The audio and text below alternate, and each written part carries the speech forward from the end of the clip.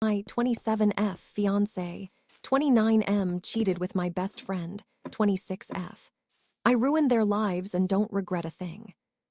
Throwaway account, because people know my main. I'm Emma, 27F. 2 years ago, I was engaged to Jake, 29M. We'd been together for 9 years.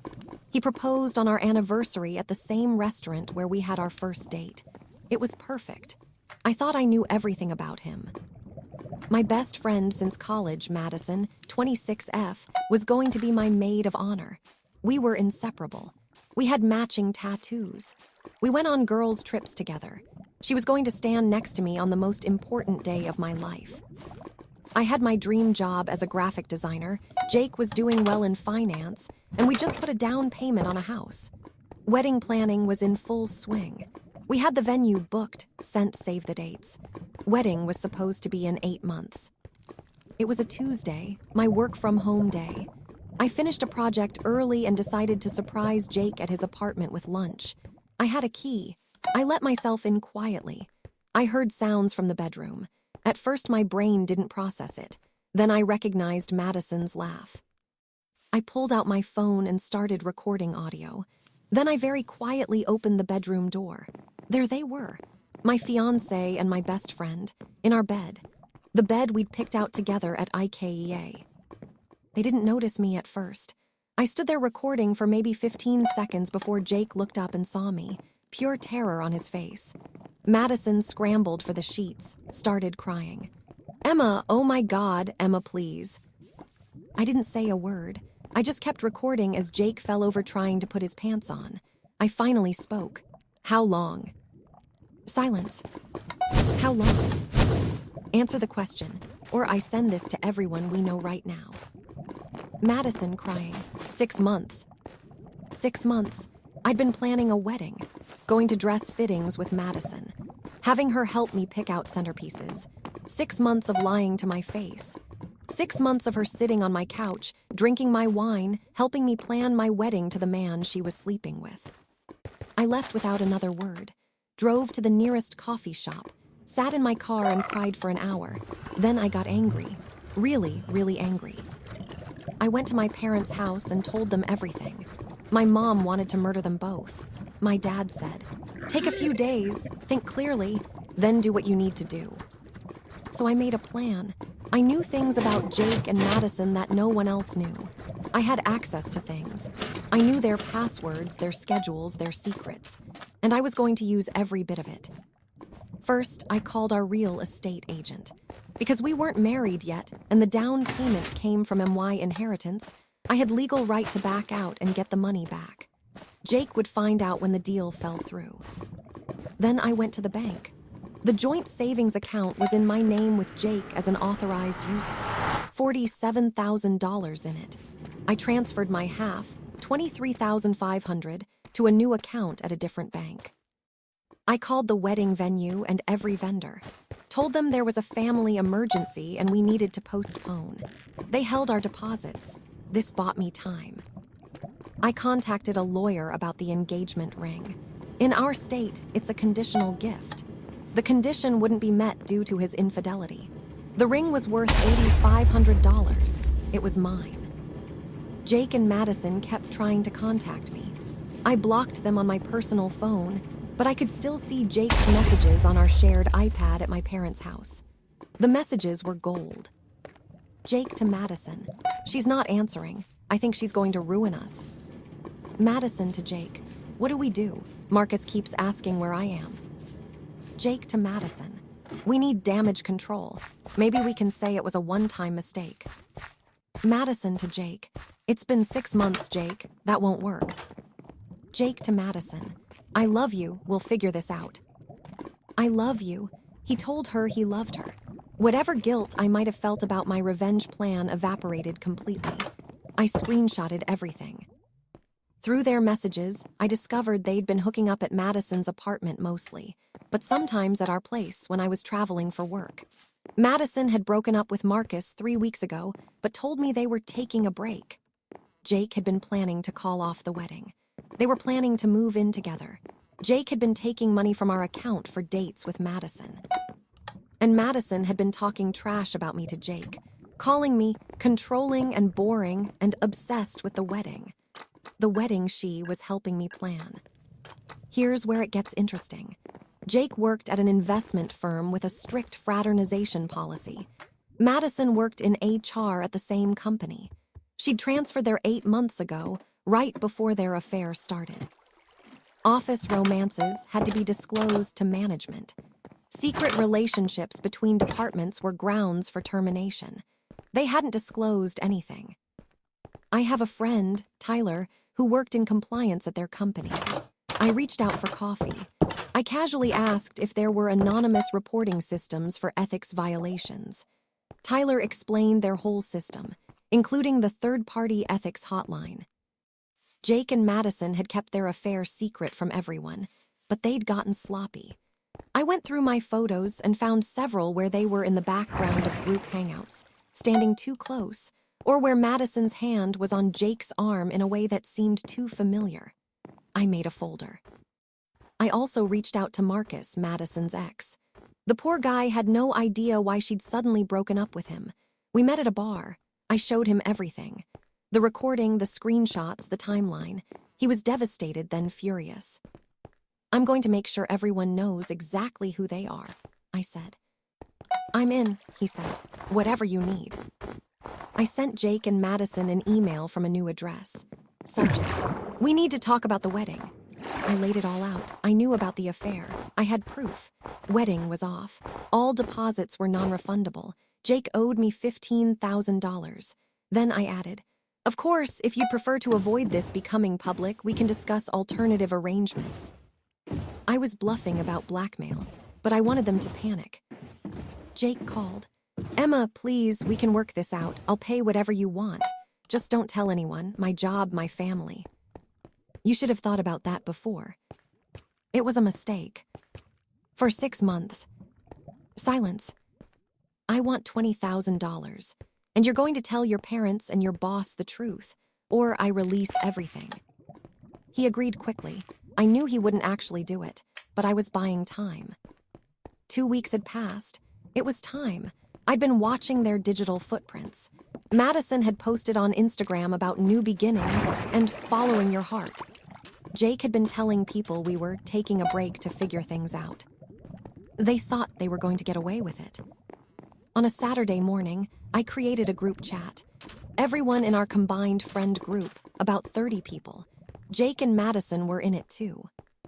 The message: hey everyone, I wanted to let you all know that the wedding is canceled. Unfortunately, I discovered that Jake and Madison have been having an affair for the past 6 months. I'm devastated, but I thought you should all know the truth rather than hearing rumors. I've attached some evidence for those who might not believe me. I hope you'll all respect my privacy during this difficult time. Then I attached a screenshot. I love you. Texts with timestamps. A portion of the audio recording with the explicit parts edited out. Screenshots of Jake taking money from our account for dates with Madison, and a few of those photos where they looked too cozy. I hit send. Then I blocked everyone in the group and turned off my phone. My mom called me from her phone later.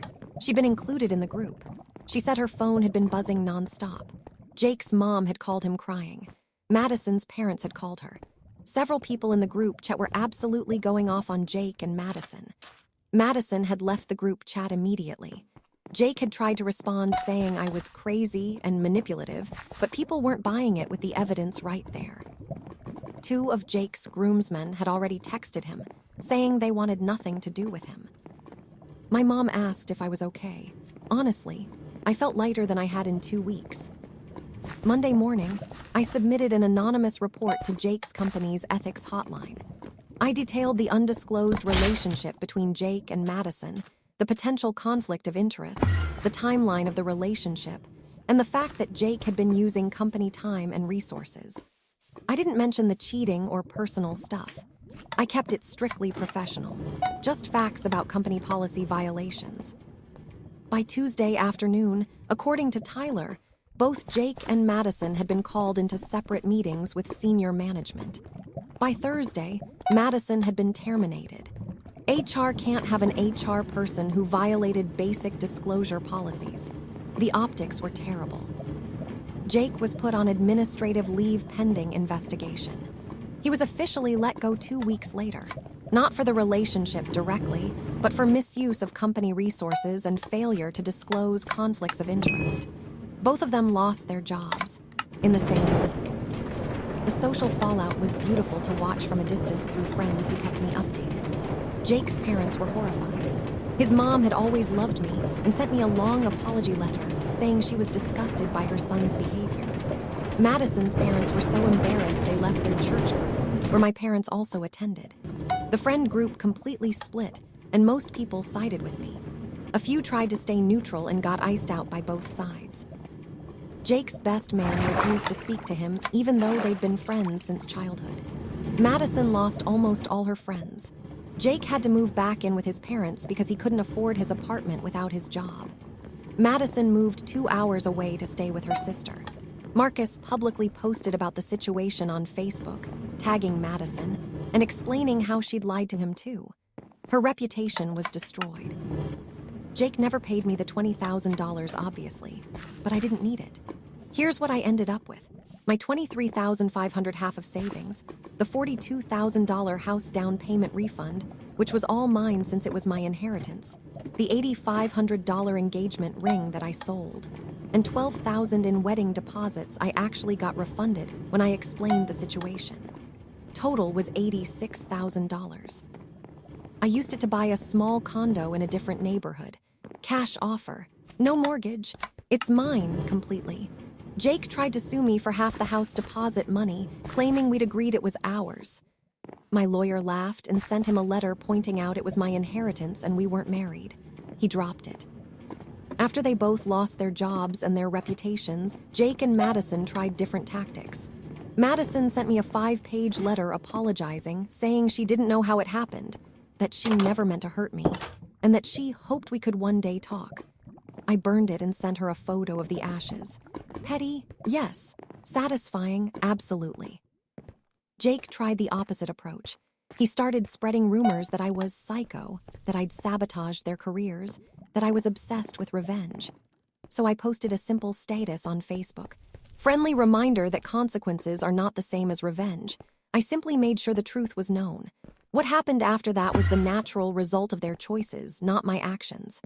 It got 300 likes. Even some of Jake's family liked it. Then Jake made his biggest mistake. He showed up at my new condo, drunk, at 2 a.m., banging on my door, yelling about how I ruined his life and I took everything from him. I called the police, filed a restraining order, included the audio recording of him yelling threats outside my door. The restraining order was granted. He wasn't allowed within 500 feet of me. He violated it 2 weeks later by showing up at my office building. Security called the police. He was arrested. He spent a night in jail and had to do community service. Got a mark on his record. About 4 months after everything exploded, I heard through the grapevine that Jake and Madison had broken up. Apparently once the forbidden love excitement wore off, and they were both jobless and dealing with the consequences, they realized they didn't actually like each other that much. Jake tried to get his job back, but they said no. Madison tried to get hired at other companies, but HR is a small world and word spreads. She was basically blacklisted in our city. Jake found work at a much smaller firm making half his previous salary. Madison ended up moving across the country to start over where no one knew her. Jake, in a last-ditch effort, sent me an email. Subject, I'm sorry. The email was long. Talked about how he'd been in therapy, how he realized he'd sabotaged the best thing in his life, how he took me for granted, how he'd grown and learned. Then the kicker. I know I don't deserve it, but if there's any chance you'd be willing to get coffee and talk, I'd love the opportunity to apologize in person. I still love you, Emma. I think I always will. I laughed out loud for a solid minute. Then I replied, Jake, I appreciate you taking the time to write this. Therapy is great, and I'm glad you're working on yourself. However, I need you to understand something. I don't forgive you.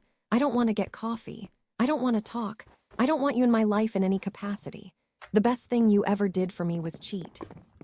Because it showed me exactly who you are before I married you. I'm not grateful for the pain, but I'm grateful for the lesson. I've moved on. You should too. Please don't contact me again. He didn't respond. Good. It's been a year since Discovery Day.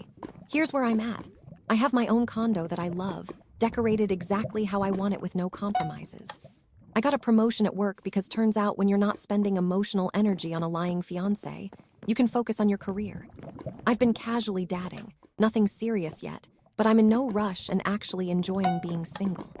I started therapy to work through the trust issues and betrayal trauma, and it's helping. I've made new friends through a local hiking group and a book club, people who have no connection to Jake or Madison. My relationship with my family got stronger since they were my rock through everything. I picked up painting again, something I'd stopped doing when I got too busy with wedding planning. And I traveled solo for the first time, 2 weeks in Italy. It was incredible. Some people think I went too far, that I should have just broken up with Jake and moved on quietly, that exposing them publicly and reporting them to their jobs was vindictive. To those people, I say they made their choices, and I just made sure those choices had consequences. I didn't lie. I didn't exaggerate. I didn't make up anything. I simply told the truth to the people who deserved to know it. Jake and Madison didn't just cheat on me. They humiliated me for 6 months. They made me plan a wedding with my own money while they were sleeping together. They looked me in the eye every day and lied. They used me. I don't regret a single thing I did. People like Jake and Madison coast through life thinking they can do whatever they want with no repercussions, that they can hurt people and just move on to the next thing, that consequences are for other people. I made sure they learned differently. And you know what? I sleep great at night.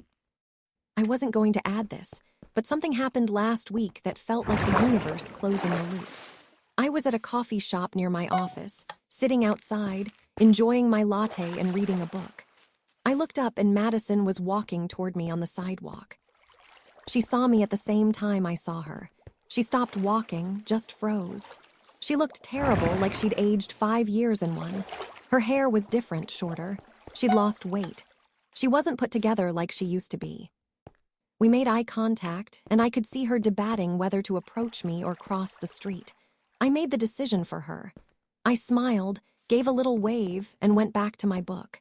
She stood there for a few more seconds, then walked away quickly. It was the perfect ending, honestly. No dramatic confrontation. No tears or apologies. Just me, happy and thriving, and her having to walk past the life she tried to ruin. Some people are asking if I ever wonder, what if about Jake? What if we'd worked it out? What if he'd been honest? What if we'd gotten married? No, I don't wonder, because here's what I know. A man who truly loved me wouldn't have cheated, a friend who truly valued me wouldn't have betrayed me, and a life built on lies wouldn't have made me happy. I dodged a bullet. Actually, I dodged a nuclear missile. So yeah, that's my story. My fiancé cheated with my best friend. I blew up their lives, and I've never been happier.